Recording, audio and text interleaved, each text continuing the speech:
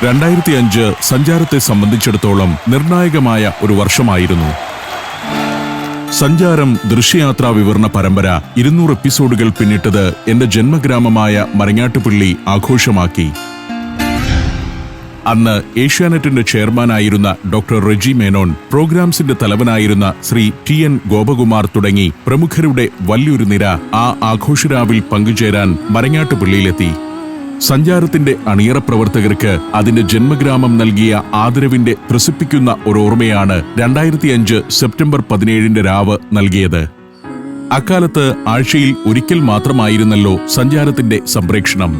അത് 200 എപ്പിസോഡുകൾ പൂർത്തിയാക്കിയത് അഭിമാനകരം തന്നെയായിരുന്നു.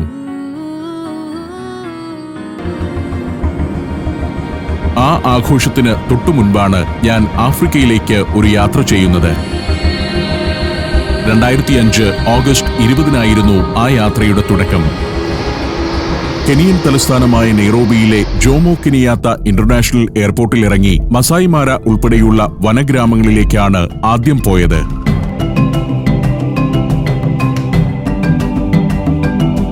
വനത്തിൽ കൂടാരമടിച്ചുള്ള താമസം,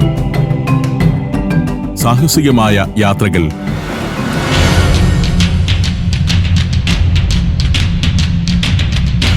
വ്യത്യസ്തമായ അനുഭവങ്ങളാണ് എനിക്കും സഞ്ചാരം പ്രേക്ഷകർക്കും കെനിയ സമ്മാനിച്ചത്. ലക്ഷക്കണക്കിന് വന്യജീവികളെ ഒരുമിച്ച് പ്രേക്ഷകർ ആദ്യമായി കണ്ടത് കെനിയൻ സഞ്ചാരത്തിലൂടെയായിരിക്കും.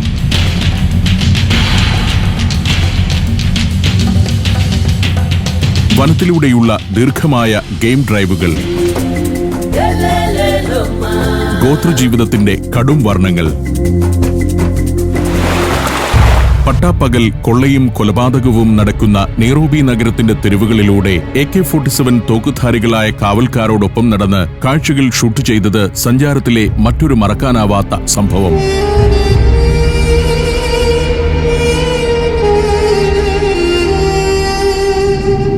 നെയ്റോബിയിൽ നിന്നും പറന്നത് സൗത്ത് ആഫ്രിക്കയിലെ ജോർജ് എന്ന പട്ടണത്തിലേക്കാണ്. മനോഹര പട്ടണമായ ജോർജ്. അവിടെ നിന്നും നൈസ്ന എന്ന കടൽ തീര സുഖവാസ കേന്ദ്രം, അവിടുത്തെ ചരിത്രമുറങ്ങുന്ന പ്രദേശങ്ങൾ, മൊസൽ ബേ എന്ന അതിഗംഭീരമായ ഒരു തീരനഗരം, വന്യജീവി സങ്കേതങ്ങൾ. മൊസൽ ബേയിൽ നിന്ന് കേപ്പ് ടൗണിലേക്ക് ദീർഘമായൊരു ബസ് യാത്രയായിരുന്നു അത്. സൗത്ത് ആഫ്രിക്കൻ കൃഷിയിടങ്ങളുടെ നടുവിലൂടെയുള്ള പാതയിലൂടെ വനഗ്രാമങ്ങളിലൂടെ ദീർഘമായ ബസ് യാത്ര.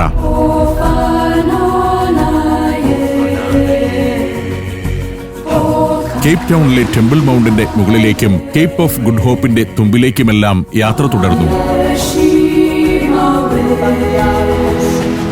കേപ്പ് ഓഫ് ഗുഡ് ഹോപ്പിൽ കാൽകുത്തുമ്പോൾ എനിക്ക് മുൻപേ മഹാസഞ്ചാരികൾ കടന്നുപോയ ആ തീരം എന്നെ ആവേശം കൊള്ളിച്ചു.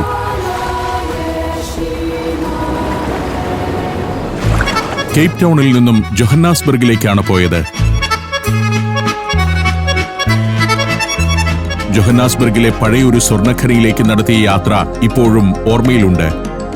ഭൂമിക്കടിയിൽ 100 കണക്കിന് മീറ്റർ താഴ്ചയിലുള്ള ഇടുങ്ങിയ ആ ഖനിത്തുരങ്കങ്ങളുടെ ഇരുളടഞ്ഞ വഴികളിലൂടെ നടത്തിയ അതിദീർഘമായൊരു യാത്രയായിരുന്നു അത്. വല്ലാത്തൊരനുഭവം. അവിടെ നിന്നും സൺ സിറ്റി എന്ന ലോകപ്രശസ്തമായ എന്റർടൈൻമെന്റ് സിറ്റിയിലേക്കും വന്യജീവി സങ്കേതങ്ങളുടെ രാത്രി കാഴ്ചകളിലേക്കും പോയി. വന്യമൃഗ സങ്കേതത്തിനുള്ളിൽ വച്ച് ഒരു ചീറ്റയെ തൊട്ടതിനുള്ള സർട്ടിഫിക്കറ്റ് ലഭിച്ചതും ആ ദക്ഷിണാഫ്രിക്കൻ യാത്രയിലായിരുന്നുവെന്ന് ഓർമ്മിക്കുന്നു. അധോലോകവും തട്ടിപ്പുകാരും പിടിച്ചുപറിക്കാരും വാഴുന്ന ജോഹന്നാസ്ബർഗിന്റെ തെരുവുകളിലൂടെയുള്ള നടത്തം തെല്ലൊരു ഭീതിയോടെയായിരുന്നു. എങ്കിലും ആ നഗരം വിശദമായി ക്യാമറയിൽ പകർത്തിയതിനു ശേഷമാണ് സൗത്ത് ആഫ്രിക്കയിൽ നിന്നും മടങ്ങിയത്. പിന്നീട് 2006 ആദ്യ മാസത്തിൽ യാത്ര പോയത് കംബോഡിയയിലേക്കാണ്.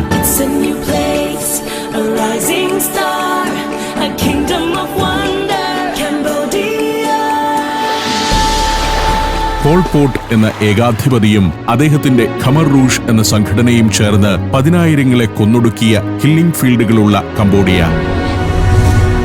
ഇന്നും കാഴ്ചക്കാരന്റെ രക്തമുറഞ്ഞു പോകുന്ന കില്ലിംഗ് ഫീൽഡുകളിലൂടെയും തടവറകളിലൂടെയും സഞ്ചരിക്കുമ്പോൾ നാം ജീവിക്കുന്ന കാലഘട്ടത്തിൽ നടമാടിയ അതിഭീകരതയുടെ നേർചിത്രങ്ങളാണ് സഞ്ചാരത്തിന്റെ ക്യാമറയിലേക്ക് കയറി വന്നത്. ഇപ്പോഴും നിരവധി പേരുടെ രക്തം ചുവരിൽ പറ്റിപ്പിടിച്ചു കിടക്കുന്ന തടവറകൾ, ആയിരങ്ങളെ മുളവടികൊണ്ട് തലക്കടിച്ചു കൊലപ്പെടുത്തിയ കില്ലിംഗ് ഫീൽഡുകൾ, ഭരണകൂട ഭീകരതയ്ക്കിരയായ മനുഷ്യരുടെ അസ്ഥികൾ ചിതറിക്കിടക്കുന്ന കൃഷിയിടങ്ങൾ, ആ അസ്ഥികൾ പെറുക്കി അടുക്കി വെച്ചുണ്ടാക്കിയ ട്രാഫിക് സിഗ്നലുകൾ, ഞെട്ടിക്കുന്ന കാഴ്ചകളായിരുന്നു എല്ലാം. കംബോഡിയയിലെ അത്ഭുത നിർമ്മിതിയും ചരിത്രശേഷിപ്പുമായ അങ്കോർ വാട്ട്, നോം പെൻ നഗരം, മെക്കോങ് നദിയിലൂടെയുള്ള ബോട്ട് യാത്ര, വ്യത്യസ്തമായ അനുഭവങ്ങളായിരുന്നു എല്ലാം. പോൾ പോട്ടിന്റെ ഭരണകാലത്ത് കൊല്ലപ്പെട്ട ലക്ഷക്കണക്കിന് ആളുകളുടെ ചോരയ്ക്ക് മുകളിലൂടെയായിരുന്നു കംബോഡിയൻ സഞ്ചാരമെന്നത് ഇന്നും അസ്വസ്ഥതയുളവാക്കുന്ന ഓർമ്മ. അത്തരത്തിൽ കൊല്ലപ്പെട്ട ഒരു കുടുംബത്തിന്റെ പ്രതിനിധിയായിരുന്നു കംബോഡിയൻ യാത്രയിൽ എന്റെ ഗൈഡായ ടിത് സെനിത് എന്നതും ഓർമ്മകളിലുണ്ട്. കംബോഡിയയിൽ നിന്നും പറന്നത് വിയറ്റ്നാമിലേക്കാണ്. സൈഗോൺ എന്ന് പണ്ടറിയപ്പെട്ടിരുന്നതും ഇന്ന് ഹോച്ചിമിൻ സിറ്റി എന്ന് പേരുള്ളതുമായ മഹാനഗരത്തിൽ ചെന്നിറങ്ങി. ത്രസിപ്പിക്കുന്ന കാഴ്ചകളായിരുന്നു വിയറ്റ്നാമിൽ.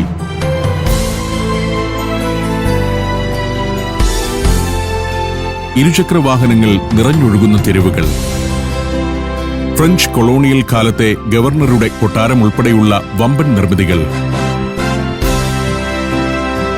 വിയറ്റ്നാം യുദ്ധമെന്ന് ചരിത്രം രേഖപ്പെടുത്തിയ 20 വർഷം നീണ്ട യുദ്ധത്തിന്റെ ശേഷിപ്പുകളുള്ള ഗ്രാമങ്ങളിലൂടെയും പട്ടണങ്ങളിലൂടെയും ചരിത്ര നിർമ്മിതികളിലൂടെയും ഗവർണറുടെ കൊട്ടാരത്തിനടിയിലെ ബങ്കറുകളിലൂടെയുമെല്ലാം സഞ്ചരിക്കുകയും കാഴ്ചകൾ ചിത്രീകരിക്കുകയും ചെയ്തു. അമേരിക്കയുടെ ആധുനിക യുദ്ധസന്നാഹങ്ങളോട് നാടൻ ആയുധങ്ങൾ ഉപയോഗിച്ച് നോർത്ത് വിയറ്റ്നാമീസ് ജനത പ്രതിരോധിച്ച വനപ്രദേശങ്ങൾ,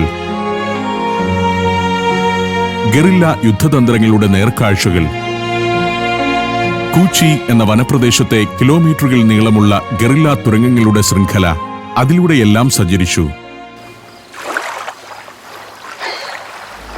ഹോയ് ആൻ എന്ന ജലനഗരം, വിയറ്റ്നാമിലെ നഗരങ്ങളുടെ പ്രാന്തഭാഗങ്ങളും ഗ്രാമങ്ങളും സാധാരണ മനുഷ്യരുടെ ജീവിതവുമെല്ലാം ക്യാമറയിൽ പകർത്തിയാണ് മടങ്ങിയെത്തിയത്. 2006 തന്നെയായിരുന്നു ഹോളി ലാൻഡിലേക്ക് ഒരു യാത്ര നടത്തിയത്. ഇസ്രായേലിലേക്കും പാലസ്തീനിലേക്കും അതോടൊപ്പം ജോർദാനിലേക്കും ഈജിപ്തിലേക്കുമെല്ലാമുള്ള ഒരു യാത്ര.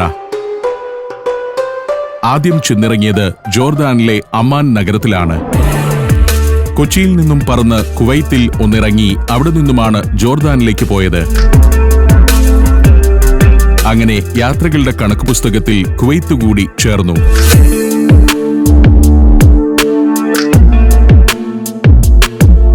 ജോർദാന്റെ തലസ്ഥാനമായ അമ്മാൻ ചരിത്രമുറങ്ങുന്ന ഒരു നഗരമാണ്.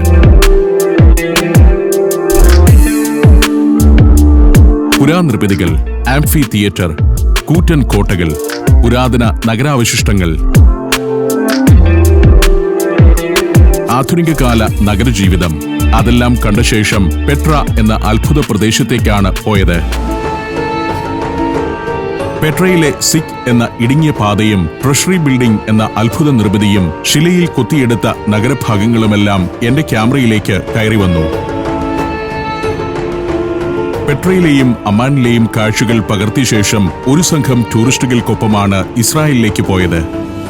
ആ രാജ്യത്തിന്റെ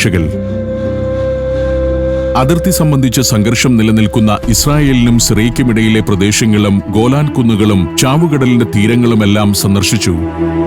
വിശുദ്ധ നാട്ടിലെ സംഘർഷ പ്രദേശങ്ങളും ആ യാത്രയിൽ സഞ്ചാരത്തിന്റെ ക്യാമറയിലേക്ക് കയറി വന്നു. ഒരു ജനസമൂഹത്തെ കൂറ്റൻ മതിൽ കെട്ടി രണ്ടായി വേർതിരിച്ചു നിർത്തിയിരിക്കുന്നത് തെല്ലൊരു വേദനയുളവാക്കുന്ന കാഴ്ചയായി. അറബ് പ്രദേശങ്ങളെ വേർതിരിച്ചുകൊണ്ട് ഇസ്രായേൽ കെട്ടിയുയർത്തിയ മതിൽ, അതിൽ അങ്ങിങ്ങായി നിരീക്ഷണ നിലയങ്ങളും ചെക്ക് പോയിന്റുകളും, ഒരു നഗരത്തിനുള്ളിൽ മതിലുകൾ കൊണ്ട് വേർതിരിക്കപ്പെട്ട ജനത. റാമള്ളയിൽ യാസർ അറാഫത്ത് എന്ന പലസ്തീൻ നേതാവിന്റെ ഖബറിടം സന്ദർശിക്കാനും ചിത്രീകരിക്കാനും കഴിഞ്ഞത് ആ യാത്രയിലാണ്. ഇസ്രായേൽ പാലസ്തീൻ സംഘർഷത്തിന്റെ നേർചിത്രങ്ങൾ പകർത്തിയ ശേഷമാണ് ഇസ്രായേലിൽ നിന്നും എയ്ലാത്ത് വഴി ഈജിപ്തിലേക്ക് പോയത്. മുൻപൊരിക്കൽ സന്ദർശിച്ച നാടാണ് ഈജിപ്ത്. അവിടുത്തെ ചരിത്ര കാഴ്ചകളിലൂടെയും വർത്തമാനകാല കാഴ്ചകളിലൂടെയും ഒരിക്കൽ കൂടി സഞ്ചരിച്ച് നാട്ടിലേക്ക് മടങ്ങി. അതേ വർഷം ഓസ്ട്രേലിയയിലേക്കും ന്യൂസിലൻഡിലേക്കും ഒരു യാത്ര പുറപ്പെട്ടു. 2006 ഓഗസ്റ്റ് 20-നായിരുന്നു ആ യാത്രയുടെ തുടക്കം. ഓസ്ട്രേലിയയിലെ സിഡ്നിയിലാണ് ആദ്യം ചെന്നിറങ്ങിയത്. സിഡ്നിയുടെ മനോഹര കാഴ്ചകൾ കണ്ടപ്പോൾ മറ്റൊരു ഭൂഖണ്ഡത്തിൽ യൂറോപ്പിനെ പുനഃസൃഷ്ടിച്ചിരിക്കുകയാണെന്ന് തോന്നി. അടുക്കും ചിട്ടയും വൃത്തിയും ഭംഗിയും ആഡംബരത്വവുമുള്ള നഗരം, ആധുനിക മന്ദിരങ്ങൾ, വൃത്തിയുള്ള തെരുവുകൾ, ഉദ്യാനങ്ങൾ. സിഡ്നി ആരെയും അമ്പരപ്പിക്കും. കടൽ തീരത്ത് അതിമനോഹരമായ പ്രൊമനേഡുകൾ, ഡാർലിംഗ് ഹാർബർ എന്നറിയപ്പെടുന്ന തുറമുഖ ഭാഗങ്ങൾ, അവിടുത്തെ ഉല്ലാസ കേന്ദ്രങ്ങൾ. ആഘോഷത്തിന്റെ തീരമാണ് സിഡ്നി, ആരെയും മയക്കുന്ന തീരം. സിഡ്നിയിൽ നിന്നും ബ്ലൂ മൗണ്ടൻസിലേക്കും അവിടുത്തെ അബോറിജിൻ ഗോത്രക്കാരുടെ കോളനികളിലേക്കുമെല്ലാം പോയി. വിശാല വനപ്രദേശങ്ങൾ, കെയ്ൻസ് എന്ന തീരപട്ടണം. കെയ്ൻസിൽ നിന്നും ദീർഘമായൊരു കടൽ യാത്രയ്ക്ക് ശേഷം ഗ്രീൻ ഐലൻഡ് എന്ന മനോഹരമായ ഒരു ദ്വീപിലേക്ക്. പിന്നെ കുറാണ്ട എന്ന വനപ്രദേശത്തേക്കും അവിടുത്തെ അബോറിജിൻ ഗോത്രഗ്രാമങ്ങളിലേക്കുമെല്ലാം സഞ്ചരിച്ചു. ഓസ്ട്രേലിയയിൽ നിന്നും ന്യൂസിലൻഡിലേക്കായിരുന്നു പോയത്. ന്യൂസിലൻഡിലെ ക്രൈസ്റ്റ് ചർച്ച് നഗരത്തിൽ ചെന്നിറങ്ങി ആ നഗരത്തിന്റെ കാഴ്ചകൾ വിശദമായി ക്യാമറയിൽ പകർത്തിയെടുത്തു. എന്റെ യാത്രയ്ക്ക് ശേഷം പലതവണ ക്രൈസ്റ്റ് ചർച്ച് ഭൂകമ്പങ്ങളിൽ വിറച്ചിരുന്നു. ഞാൻ കണ്ട ദേവാലയങ്ങളും പ്രൗഢമന്ദിരങ്ങളും പലതും ഭൂകമ്പത്തിൽ നിലംപൊത്തി എന്നറിഞ്ഞത് വേദനയോടെയാണ്. ക്രൈസ്റ്റ് ചർച്ചിൽ നിന്നും സദേൺ ആൽപ്സ് എന്നറിയപ്പെടുന്ന മലനിരയിലെ മൗണ്ട് കുക്ക് എന്ന പർവ്വതത്തിലേക്കാണ് പോയത്. മഞ്ഞിന്റെ ഒരു ലോകമാണത്. എഡ്മണ്ട് ഹിലാരി പർവ്വതാരോഹണം പരിശീലിച്ച മൗണ്ട് കുക്കിന്റെ മധ്യഭാഗത്തു നിൽക്കുമ്പോൾ ഹിലാരിക്ക് മനസ്സുകൊണ്ട് പ്രണാമമർപ്പിക്കുകയായിരുന്നു. അവിടെ നിന്നും ക്വീൻസ് ടൗണിലേക്ക്. ന്യൂസിലാൻഡിലൂടെയുള്ള ദീർഘമായ റോഡ് യാത്രകളായിരുന്നു ഇതെല്ലാം. അതിമനോഹരമായ ന്യൂസിലൻഡ് ഗ്രാമങ്ങളിലൂടെ, അവിടുത്തെ ജീവിതത്തിലൂടെ, ആടുവളർത്തലിലൂടെ ജീവിതം പുലരുന്ന മലയോരങ്ങളിലൂടെ യാത്രകൾ നീണ്ടു. വക്കാട്ടിപ്പു എന്ന തടാകതീരത്തെ ക്വീൻസ് ടൗൺ അതിമനോഹരമായ ഒരു പ്രദേശമാണ്. അവിടെ നിന്നും ഓക്ലാൻഡിലേക്ക്. മഹാനഗരമായ ഓക്ലാൻഡ്, അവിടുത്തെ സവിശേഷമായ കാഴ്ചകൾ എന്റെ ക്യാമറയ്ക്ക് വിരുന്നൊരുക്കി. ഓക്ലാൻഡിൽ നിന്നും ബോയിലിംഗ് മഡ് പോർട്ട് എന്ന വിശേഷണമുള്ള റോട്ടോറുവയിലേക്കാണ് പോയത്. ന്യൂസിലൻഡിന്റെ യഥാർത്ഥ അവകാശികളായിരുന്ന മാവോറി ഗോത്രങ്ങളുടെ പിന്മുറക്കാരെ ആ രാജ്യത്തിന്റെ പല തെരുവുകളിലും കണ്ടിരുന്നു. ഒട്ടേറെ കാഴ്ചകളും അറിവുകളുമായാണ് ന്യൂസിലൻഡിൽ നിന്നും മടങ്ങിയത്. 4 രാജ്യങ്ങൾ: അൽബേനിയ, ജോർജിയ, എത്യോപ്യ, മാൾഡീവ്സ്. അവിടുത്തെ വിശദമായ കാഴ്ചകളും അനുഭവങ്ങളുമായി ഇതാ സഞ്ചാരം 11-ാം വോളിയം പെൻഡ്രൈവിൽ. സഞ്ചാരം വോളിയം നമ്പർ 11. ഫുൾ HD-യിലുള്ള ഈ അപൂർവ ദൃശ്യയാത്രാ വിവരണ ശേഖരം സ്വന്തമാക്കാൻ 99544422 എന്ന നമ്പറിലേക്ക് സഞ്ചാരം എന്ന് SMS ചെയ്യൂ. വർഷം 2007 ഇക്കാലത്തെല്ലാം അമേരിക്കയിലേക്ക് ഒരു യാത്ര എന്ന എന്റെ ആഗ്രഹം നീണ്ടുപോവുകയായിരുന്നു. വിസ എന്ന മഹാകടമ്പക്കാരണമായിരുന്നു അത്. ഇതിനിടയിലും പാസ്പോർട്ടുകളുടെ എണ്ണം കൂടിക്കൊണ്ടിരുന്നു. അങ്ങനെയിരിക്കെ 2007 മാർച്ച് മാസത്തിൽ അമേരിക്കൻ കോൺസുലേറ്റിൽ നിന്ന് വിസ അനുവദിക്കപ്പെട്ടു. 10 വർഷം അമേരിക്കയിൽ സഞ്ചരിക്കാവുന്ന വിസ. അങ്ങനെ യുണൈറ്റഡ് സ്റ്റേറ്റ്സ് ഓഫ് അമേരിക്കയിലേക്ക് പുറപ്പെട്ടു. മഹാനഗരമായ ന്യൂയോർക്ക് സിറ്റിയിൽ തന്നെയാണ് ചെന്നിറങ്ങിയത്. അതിനൊരു കാരണമുണ്ടായിരുന്നു. 2001 സെപ്റ്റംബർ 11 ന്യൂയോർക്കിലെ വേൾഡ് ട്രേഡ് സെന്ററിന്റെ ഇരട്ട ഗോപുരങ്ങൾ ഭീകരാക്രമണത്തിൽ തകർന്നു വീഴുന്നത് ടെലിവിഷനിൽ കണ്ടുകൊണ്ടിരിക്കെ ഒരു കാര്യം മനസ്സിൽ കുറിച്ചിട്ടിരുന്നു. തകർന്നു വീണ ആ കെട്ടിടങ്ങളുടെ തറയിലേക്ക് ഒരു ദിവസം ഞാൻ ക്യാമറയുമായി കടന്നു ചെല്ലുമെന്ന്. ന്യൂയോർക്ക് യാത്രയിൽ ആദ്യമെത്തിയത് ഗ്രൗണ്ട് സീറോയിലേക്കാണ്. അവിടെ നിൽക്കുമ്പോൾ ചരിത്രം എന്റെ മുന്നിലൂടെ കടന്നു പോകുന്നതും ഞാൻ ആ ചരിത്രത്തിന് സാക്ഷിയാവുന്നതും അറിഞ്ഞു. ഞാൻ അവിടെ നിൽക്കുമ്പോഴും തകർന്നടിഞ്ഞ കെട്ടിടങ്ങളുടെ അവശിഷ്ടങ്ങൾ പൂർണ്ണമായും നീക്കം ചെയ്ത് കഴിഞ്ഞിട്ടുണ്ടായിരുന്നില്ല. ന്യൂയോർക്കിൽ നിന്നും വാഷിംഗ്ടൺ എന്ന അത്ഭുത നഗരത്തിലേക്ക്. യുണൈറ്റഡ് സ്റ്റേറ്റ്സിന്റെ തലസ്ഥാനമായ വാഷിംഗ്ടൺ, തുടർന്ന് ബഫലോയിലേക്ക്, ഹാർട്ട്ഫോർഡിലേക്ക് ദീർഘമായ യാത്രകളായിരുന്നു എല്ലാം. അതിനിടെ ന്യൂയോർക്കിലെ കനേഡിയൻ എംബസിയിൽ പോയി കാനഡയുടെ വിസ സംഘടിപ്പിച്ചു. തുടർന്ന് കാനഡയിലേക്ക്.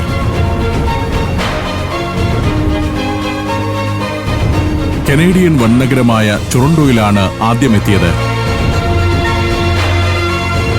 നയാഗ്ര ഫോൾസിന്റെ കനേഡിയൻ ഭാഗത്തെ കാഴ്ചകൾ പകർത്തിയെടുക്കാനായതും 2 രാത്രികളിൽ നയാഗ്ര ഫാൾസിന്റെ തീരത്തെ അതിമനോഹരമായ ഒരു ഹോട്ടലിൽ താമസിച്ചതും ആ യാത്രയിലാണ്. നയാഗ്ര എന്ന മഹാജലപാതത്തിന്റെ പകലിലെയും രാത്രിയിലെയും കാഴ്ചകൾ വിശദമായി ക്യാമറയിൽ പകർത്തിയ ദിനങ്ങൾ. അവിടെ നിന്നും ടൊറന്റോ വഴി ന്യൂയോർക്കിലെത്തി നാട്ടിലേക്ക് മടങ്ങുകയും ചെയ്തു. ആ വർഷം തന്നെ, അതായത് 2007 ഓഗസ്റ്റിൽ വീണ്ടും അമേരിക്കയിലേക്ക് യാത്ര തിരിച്ചു. ഫ്ലോറിഡ സ്റ്റേറ്റിലെ ഒർലാൻഡോയിലേക്കായിരുന്നു ആ യാത്ര. എന്റെ ബഹിരാകാശ യാത്രയ്ക്ക് മുന്നോടിയായുള്ള പരിശീലനങ്ങളുടെ ഭാഗമായി കൂടിയായിരുന്നു ഒർലാൻഡോയിലേക്കുള്ള സഞ്ചാരം.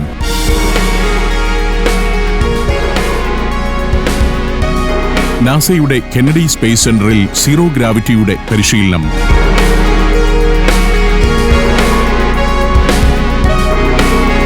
നാല് ദിവസം നീണ്ടുനിന്ന ഒരു പരിപാടിയായിരുന്നു അത്. പരിശീലനത്തിന് ശേഷം ഒർലാൻഡോയിലെ ഡിസ്നി ലാൻഡ് കൂടി സന്ദർശിച്ചാണ് ഞാൻ മടങ്ങിയത്. അതിനിടെ നിരവധി അവാർഡുകൾ സഞ്ചാരത്തെ തേടി തുടരെ വന്നുകൊണ്ടിരുന്നു. ടെലിവിഷൻ സ്ക്രിപ്റ്റിന് ദേശീയ തലത്തിലുള്ള പുരസ്കാരങ്ങൾ വരെ സഞ്ചാരത്തിന്റെ അലമാരയിലേക്കെത്തി. അതേ വർഷം തന്നെ എത്യോപ്യയിലേക്ക് ഒരു യാത്ര പോയി. സഞ്ചാരത്തിന്റെ എപ്പിസോഡുകളുടെ എണ്ണം കൂടിക്കൊണ്ടേയിരിക്കുകയാണ്. എത്യോപ്യൻ യാത്ര തുടങ്ങുന്നത് അഡീസ് അബാബ എന്ന തലസ്ഥാന നഗരത്തിൽ നിന്നുമാണ്. അവിടെ ഉണ്ടായിരുന്ന മലയാളി സ്നേഹിതന്റെ വീട്ടിൽ താമസിച്ചാണ് എത്യോപ്യയുടെ കാഴ്ചകളിലേക്ക് പോയത്. ആ സുഹൃത്ത് സ്നേഹപൂർവ്വം എത്യോപ്യയുടെ ഉൾനാടുകളുടെയും ജീവിതത്തിന്റെയും കാഴ്ചകളിലേക്ക് എന്നെ കൊണ്ടുപോയി. ഡെബ്രെ ലിബാനോസ് എന്ന തീർത്ഥാടന കേന്ദ്രത്തിലേക്ക്, ഉൾനാടൻ ഗ്രാമങ്ങളിലെ പുല്ലുമേഞ്ഞ വീടുകളിലേക്ക്, തനതായ ഭക്ഷണ രീതികളിലേക്ക് എത്യോപ്യൻ സഞ്ചാരം നീണ്ടു. നാടൻ മദ്യമായ തെജ്ജും എത്യോപ്യൻ ചടുല നൃത്തവും ആസ്വദിച്ച സായന്തനങ്ങൾ ഇന്നും എന്റെ ഓർമ്മയിലുണ്ട്. എത്യോപ്യൻ സഞ്ചാരം പൂർത്തിയാക്കി ഉഗാണ്ടയിലേക്കാണ് പിന്നീട് പോയത്. ഉഗാണ്ടയിൽ വിക്ടോറിയ തടാകത്തിന്റെ തീരത്തുള്ള എൻഡബെ എയർപോർട്ടിൽ വിമാനമിറങ്ങി. അവിടെ നിന്നും ഒരു ദീർഘയാത്രയ്ക്കൊടുവിൽ കമ്പാല നഗരത്തിലെത്തിച്ചേർന്നു. ഉഗാണ്ടയെ വിറപ്പിച്ച ഇദി അമീൻ എന്ന ക്രൂരനായ ഭരണാധികാരി വാണ കമ്പാല നഗരം. ഇദി അമീന്റെ കൂട്ടക്കൊലകളുടെയും കിരാതഭരണത്തിന്റെയും ഓർമ്മകൾ ഇന്നും മായാതെ നിൽക്കുന്ന ഭൂപ്രദേശങ്ങളിലൂടെ സഞ്ചരിച്ചു. ഉഗാണ്ടൻ ഗോത്രരാജാവിന്റെ കൊട്ടാരം കണ്ടു. രാജാവിന്റെ മൃതദേഹം സംസ്കരിച്ചിരിക്കുന്ന സ്ഥലം ഇപ്പോഴും അവിടെ കാണാം. ഉഗാണ്ടയുടെ ഗ്രാമവഴികളിലൂടെ ദീർഘമായ യാത്രകൾ നടത്തി. കോങ്കോ എന്ന രാജ്യത്തിന്റെ അതിർത്തി വരെ പോയി. ക്യൂൻ എലിസബത്ത് നാഷണൽ പാർക്കിലൂടെ, അഗ്നിപർവ്വത മുഖങ്ങളിലൂടെ, മേയ എന്ന അതിർത്തി പ്രദേശത്തുകൂടെ കൂളെ എന്ന പേരുള്ള ഒരു ഡ്രൈവർക്കൊപ്പമുള്ള സഞ്ചാരം. വലിയ ജലാശയങ്ങളും വന്യജീവി സങ്കേതങ്ങളും ഉഗാണ്ടൻ ജനതയുടെ സവിശേഷ ജീവിത രീതികളുമെല്ലാം ആ സഞ്ചാരത്തിലൂടെ എന്റെ ക്യാമറയിൽ പതിഞ്ഞു. 2007 ഡിസംബറിൽ വീണ്ടും ചൈനയിലേക്ക് ഒരു യാത്ര പോയത് മാധ്യമപ്രവർത്തകരായ സുഹൃത്തുക്കളോടൊപ്പമാണ്. കാലയവനികയ്ക്കപ്പുറം മറഞ്ഞ ടിയൻ ഗോപകുമാർ എന്ന ഗുരുനാഥനും MV നികേഷ് കുമാറുമായിരുന്നു സഹയാത്രികർ. സഞ്ചാരം ചിത്രീകരണത്തിലെ മറ്റൊരനുഭവമായി മാറി ആ യാത്ര. ചൈനയിലെ വ്യത്യസ്തങ്ങളായ ഭൂവിടങ്ങളിലൂടെ ഞങ്ങൾ അന്ന് സഞ്ചരിച്ചു. 2008 ജനുവരിയിൽ വീണ്ടും ന്യൂയോർക്കിലേക്ക്. ഞാനടക്കമുള്ള ബഹിരാകാശ യാത്രികർക്ക് വേണ്ടി ഒരുക്കിയ ബഹിരാകാശ വാഹനമായ സ്പേസ് ഷിപ്പിന്റെ ഉദ്ഘാടന ചടങ്ങിൽ പങ്കെടുക്കാനുള്ള യാത്രയായിരുന്നു അത്. എങ്കിലും ന്യൂയോർക്കിന്റെ അത്ഭുതകരമായ കാഴ്ചകളിലേക്ക് ക്യാമറയുമായി ഇറങ്ങുന്നതിലായിരുന്നു എന്റെ കൗതുകം. 2008 മാർച്ചിൽ മാൽഡീവ്സിലേക്ക് രണ്ടാം യാത്ര. കടലിൽ നിന്നും ഉയർത്തിയെടുത്ത ഹുളു മാലി എന്ന ദ്വീപിന്റെ കാഴ്ചകൾ ചിത്രീകരിച്ചതും സബ്മറൈനിൽ സഞ്ചരിച്ച് പവിഴപ്പുറ്റുകളുടെ സൗന്ദര്യം ക്യാമറയിലാക്കിയതുമെല്ലാം ആ രണ്ടാം യാത്രയിലാണ്. പല രാജ്യങ്ങളിലും ഒന്നിലേറെ തവണ ഇതിനോടകം സഞ്ചരിച്ചു. ഒരു യാത്ര കൊണ്ട് ഒരു രാജ്യത്തെ പൂർണ്ണമായി മനസ്സിലാക്കാനാവില്ലെന്ന് തിരിച്ചറിഞ്ഞത് ഓരോ രാജ്യത്തും വീണ്ടും വീണ്ടും സഞ്ചരിച്ചപ്പോഴാണ്. വ്യത്യസ്തമായ ഭൂപ്രദേശങ്ങളിലേക്കും ഒരു നാടിന്റെ വംശവൈവിധ്യങ്ങളിലേക്കും അത്ഭുതങ്ങളിലേക്കും എത്രയോ നാളുകൾ സഞ്ചരിക്കേണ്ടിയിരിക്കുന്നു. സുപ്രധാനമായൊരു തിരിച്ചറിവ് തന്നെയാണത്.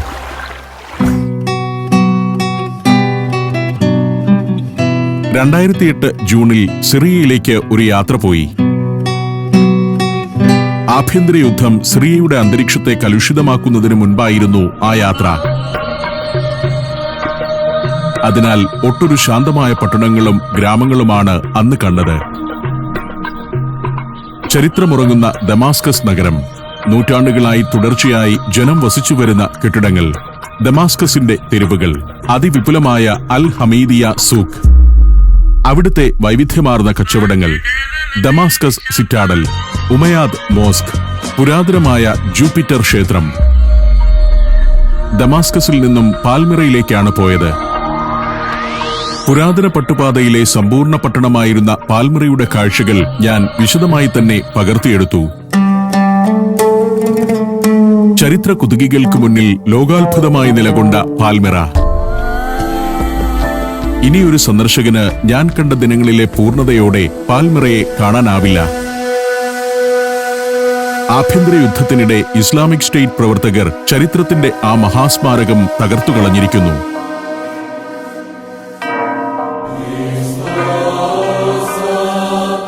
മലമുകളിലെ പട്ടണവും തീർത്ഥാടന കേന്ദ്രവുമായ സെഡ്നായ, പാറകൾക്ക് മുകളിൽ നിർമ്മിച്ച അതിശയകരമായ പാർപ്പിട സമുച്ചയങ്ങൾ, പുരാതന കോട്ടകൾ, സിറിയൻ ഓർത്തഡോക്സ് സഭയുടെ ആസ്ഥാനം എന്നിവയെല്ലാം ദീർഘമായ ആ സിറിയൻ യാത്രയിൽ സന്ദർശിച്ചു.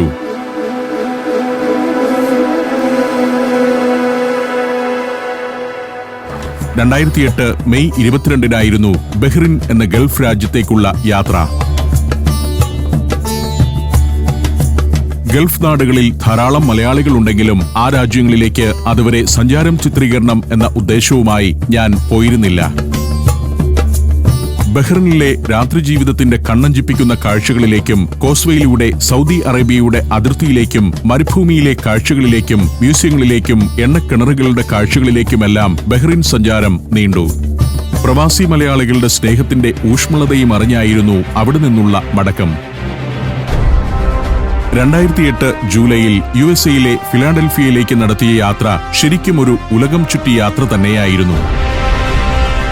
എന്റെ ബഹിരാകാശ യാത്രയുടെ മുന്നോടിയായുള്ള പരിശീലനത്തിനു വേണ്ടി കൂടിയാണ് ഫിലാഡൽഫിയയിലെത്തിയത്. അവിടുത്തെ നാസ്റ്റാർ സെന്ററിൽ ഒരാഴ്ചയോളം നീണ്ടുനിന്ന പരിശീലനം, സെൻട്രിഫ്യൂഗ് സിമുലേറ്റർ എന്ന സംവിധാനത്തിലേറി ജി ടോളറൻസ് പരിശീലനം വിജയകരമായി പൂർത്തിയാക്കി.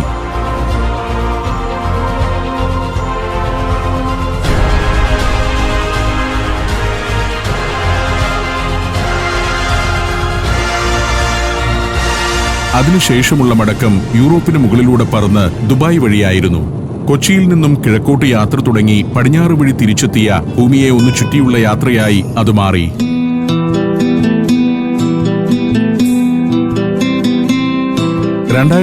ഒക്ടോബറിലാണ് ലാത്വിയ, ലിത്വാനിയ, എസ്റ്റോണിയ എന്നീ ബാൾട്ടിക് രാജ്യങ്ങളിലേക്കുള്ള സഞ്ചാരം ആരംഭിച്ചത്.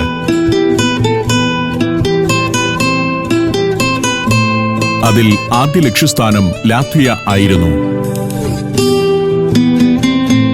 ലാത്വിയയുടെ തലസ്ഥാനമായ റീഗയിൽ വിമാനമിറങ്ങുമ്പോൾ ചാറ്റൽ മഴയും കൊടും ശൈത്യവുമായിരുന്നു അവിടെയെന്ന് ഇന്നും ഞാൻ ഓർക്കുന്നു. വിമാനത്തിലുണ്ടായിരുന്ന അലക്സ് എന്ന സഹയാത്രികൻ റീഗയെക്കുറിച്ച് തന്ന ഭീതിതമായ മുന്നറിയിപ്പുകളിലൂടെയായിരുന്നു ഞാൻ ആ നഗരത്തിലേക്ക് ഇറങ്ങിയത്. പക്ഷേ സ്നേഹം കൊണ്ട് ആ നാട്ടുകാരും എന്റെ മനസ്സിനെ കീഴടക്കി. ദൗഗാവ നദിയുടെ തീരത്തെ റീഗ നഗരത്തിന്റെ മനോഹര ദൃശ്യങ്ങൾ ഇന്നും എന്റെ മനസ്സിൽ പതിഞ്ഞുകിടക്കുന്നു. സോവിയറ്റ് നാളുകൾ ഏൽപ്പിച്ച വടുക്കൽ, സോവിയറ്റ് ചിന്തകളിൽ നിന്നും മുക്തി നേടാനുള്ള അവരുടെ വ്യഗ്രത എന്നിവയെല്ലാം റീഗയിൽ നിന്നു തന്നെ കണ്ടറിഞ്ഞു. ഒരു സുന്ദര നഗരമായി റീഗയെ മാറ്റിയിരിക്കുന്നത് അത്ഭുതത്തോടെയാണ് ഞാൻ കണ്ടുനിന്നത്. റീഗയിൽ നിന്നും ട്രെയിൻ മാർഗം ഉൾനാടുകളിലേക്ക് യാത്ര ചെയ്തു. അതിൽ ഏറ്റവും പ്രധാനമായൊരു കാഴ്ച സിഗുൾഡ എന്ന പ്രദേശമായിരുന്നു. സിഗുൾഡ കാസിലേക്ക് നടത്തിയ യാത്ര അവിസ്മരണീയം. ഒരു രാത്രി റീഗയിൽ നിന്നും ഒരു ബസ്സിൽ അയൽരാജ്യമായ എസ്റ്റോണിയയിലേക്ക് പോയി. ആ രാജ്യത്തിന്റെ തലസ്ഥാനമായ ടാലിനിലാണ് എത്തിയത്. കോട്ടനഗരമാണ് ടാലിൻ. പ്രൗഢമായൊരു നഗരം. രണ്ടാം ലോകമഹായുദ്ധത്തിൽ തകർച്ചയെ അതിജീവിച്ച ഒരു യൂറോപ്യൻ രാജ്യതലസ്ഥാനമാണ് ടാലിൻ. ടാലിനിൽ നിന്ന് നേരത്തെ വായിച്ചറിഞ്ഞിട്ടുള്ള പാൽഡിസ്കി എന്ന പ്രേത നഗരത്തിലേക്ക് സോവിയറ്റ് യൂണിയൻ നിലനിന്ന കാലത്ത് ഒരു സബ്മറൈൻ ബേസ് ആയിരുന്നു പാൽഡിസ്കി. എസ്റ്റോണിയയിലെ ടാലിനിൽ നിന്നും മറ്റൊരു ബസ്സിൽ വിൽനിയസ് എന്ന നഗരത്തിലെത്തി. ലിത്വാനിയയുടെ തലസ്ഥാനമായ വിൽനിയസ്. സോവിയറ്റ് കാലഘട്ടത്തിന്റെ ചരിത്രശേഷിപ്പുകളുള്ള നഗരം. നിരവധിയായ ചരിത്ര സംഭവങ്ങൾ അരങ്ങേറിയ സ്ഥലങ്ങളുമെല്ലാം ആ യാത്രയിൽ കാണുകയുണ്ടായി. വിൽനിയസിൽ നിന്നും ട്രക്കായ് കാസിലേക്ക് പോയി. വലിയൊരു തടാകത്തിന് നടുവിലെ ദ്വീപിൽ സ്ഥിതി ചെയ്യുന്ന കാസിൽ. ഹിറ്റ്ലറുടെ പട്ടാളം 10,000-കണക്കിന് ആളുകളെ കൊലപ്പെടുത്തി വലിയ കുഴികളിലിട്ട് മൂടിയ പനറൂയി വനത്തിലെ കില്ലിംഗ് ഫീൽഡുകൾ. പൈൻ മരങ്ങൾ ഇടതൂർന്നു വളരുന്ന വനത്തിനുള്ളിൽ അങ്ങിങ്ങായി വലിയ കുഴികൾ. ആയിരക്കണക്കിന് മൃതദേഹങ്ങൾ ഒരുമിച്ച് കുഴിച്ചുമൂടിയത് ആ കുഴികളിലാണ്. അവയോരോന്നിന്റെയും അരികിലേക്ക് ക്യാമറയുമായി തനിയെ നടന്നു ചെന്നത് ഇന്നും നടുക്കമുളവാക്കുന്ന ഓർമ്മയാവുന്നു. വിൽനിയസിൽ നിന്നും പോളണ്ടിലേക്കായിരുന്നു യാത്ര. പോളണ്ടിലെ വാഴ്സോയിൽ ഒരു പാതിരാത്രിയിലാണ് ബസ് ഇറങ്ങിയത്. അതിനും 8 വർഷം മുൻപൊരിക്കൽ വാഴ്സോ സന്ദർശിച്ചതിന്റെ ഓർമ്മകളുമായി ആ നഗരത്തിൽ ബസ്സിറങ്ങിയപ്പോൾ കണ്ടത് പുതിയൊരു വാഴ്സോയെയാണ്. കമ്മ്യൂണിസ്റ്റ് ഭരണത്തിന്റെ തകർച്ചയ്ക്ക് ശേഷം അതിവേഗം സമ്പന്നതയിലേക്ക് കുതിക്കുന്ന പോളണ്ടിന്റെ തലസ്ഥാന നഗരം. രണ്ടാം ലോകമഹായുദ്ധകാലത്ത് തകർന്നടിഞ്ഞ നഗരം. ഘട്ടോകളിൽ തടവിലാക്കപ്പെട്ട നിരവധി ജൂതന്മാരെ നാസികൾ കൊന്നൊടുക്കുന്നത് കണ്ട നഗരം. വാഴ്സോയിൽ നിന്നും ദീർഘമായൊരു ട്രെയിൻ യാത്രയ്ക്കൊടുവിൽ ക്രാക്കോവ് എന്ന പട്ടണത്തിലെത്തി. ക്രാക്കോവ് കലകളുടെയും സംസ്കാരത്തിന്റെയും നഗരം. അതിസുന്ദരമായ ചത്തുരങ്ങൾ. അതിലൂടെ കുടമണിയാട്ടി കടന്നുപോകുന്ന കുതിരകൾ. ആ കാഴ്ചകൾ ക്യാമറയിൽ പകർത്തിക്കൊണ്ട് എത്ര നേരം നിന്നെന്നു പോലും അറിയില്ല. നിരവധി എപ്പിസോഡുകൾക്കുള്ള ദൃശ്യങ്ങളും മരിക്കാത്ത ഓർമ്മകളുമായി ക്രാക്കോവിൽ നിന്നും മടങ്ങുമ്പോൾ ബാൾട്ടിക് ദേശങ്ങളിലൂടെയുള്ള സഞ്ചാരം പൂർത്തിയാവുകയായിരുന്നു.